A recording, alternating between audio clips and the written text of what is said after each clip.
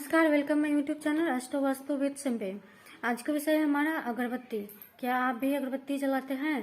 तो अगर आप जलाते हैं, जो लंबी वाली आती है ना अगरबत्ती आती है जिसमें डंटी लगी होती है बांस की, तो अगर आप जलाते हैं तो ये वीडियो आप ही के लिए है, ठीक है।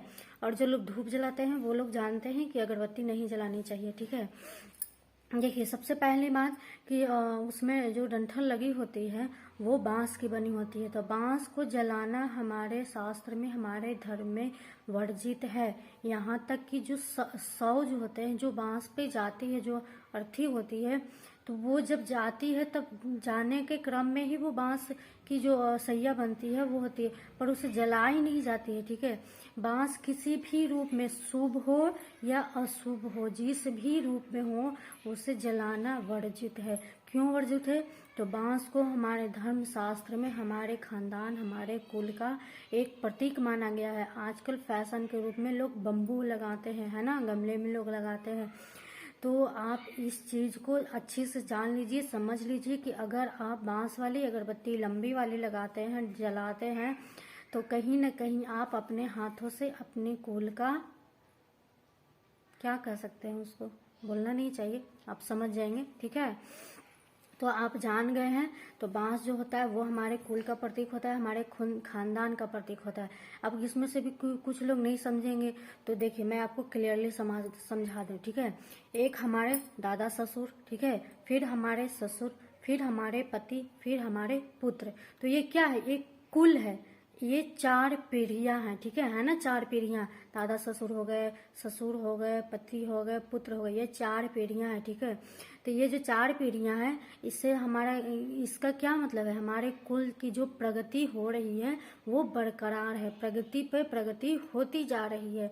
और इस कुल को है, इस कुल को बांस के प्रतीक के रूप में देखा गया है। बहुत सारे ऐसे विधि विधान होते हैं, पूजा होती है, जब बांस की पूजा होती है, बांस में ऐसे कुछ रिवाज होते हैं, कहीं कहीं होते हैं कि बांस से कोई भी ऐसी पूजा होती है, कोई भी ऐसा धर्म अनुष्ठान होता है जिसमें बांस की पत्तियां होती हैं या फिर बांस की पूजा होती है, तो होती है। शादी विवाह में भी मंडप जो होता है वो बांस का ही बनता है। तो इसके पीछे कहीं ना कहीं हमारा जो धर्म होता है वो हमारे ही हित में रख के बनाई जाती है नियम कानून।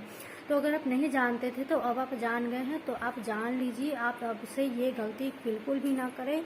आप अपने यहाँ तो अपने कुल में कोई भी ऐसी संकट वाली बात ना आए आपके हाथों, तो आप जान जाए, समझदार हैं आप। तो आज के बाद आप कभी भी बांस वाली अगरबत्ती नहीं जलाएंगे। धूप बत्ती आती है, मोटी वाली आती है, उसको तोड़ करके, उसको ऐसे रगड़ करके, लंबी करके उसको जला सकते हैं, वो जलाई जाती है। लेकिन हाँ, इसमें भी एक पॉइंट है कि कभी भी संध्या के बाद, ठीक है, कभी भी सूरज के छिपने के बाद कोई भी अगरबत्ती हो, धूप बत्ती हो, गूगल हो, कभी भी नहीं जलानी चाहिए, ठीक है। बहुत सारे लोग संध्या के बाद जलाते हैं, तो आप ऐसी गलती मत कीजिएगा। संध्या के बाद से कोई भी सुगंधित चीज, फिर चाहे वो पूजा वाली हो या फिर हमारे दैनिक जीवन में उपयोग करने वाली चीज हो, तो सुगंधित चीजें का यूज करना वर्जित है। क्यों? क्योंकि संध्या के बाद निगेटिविटी जो होती है वो एक्टिव हो जाती है। निगेटिविटी मतलब क्या? जो हमारे ब्रह्मांड में, जो हमारे चारों तरफ, जो हमारे वातावरण में जो सूक्ष्म जो होते हैं, जो हमें नहीं दिखाई देते हैं, सूक्ष्म, इसको क्या कहते हैं, सूक्ष्म काया जो होती है वो अच्छी भी होती हैं और बुरी भी होती हैं। तो सुगंधित चीजों से ये सभी चीजें जो होती है ना, अट्रैक्ट होती है, आकर्षित होती हैं। तो आप कभी भी संध्या के बाद, आप अगर परफ्यूम यूज करते हैं तो आप बंद कर दें। आप संध्या से पहले यूज कर सकते हैं, नहीं तो फिर आप इसको जीवन में अपना लीजिए। संध्या के बाद अगरबत्ती, धूप बत्ती, गूगल, लुभान एक होता है, पदार्थ होता है जिसको पूजा पाठ में इस्तेमाल होता है।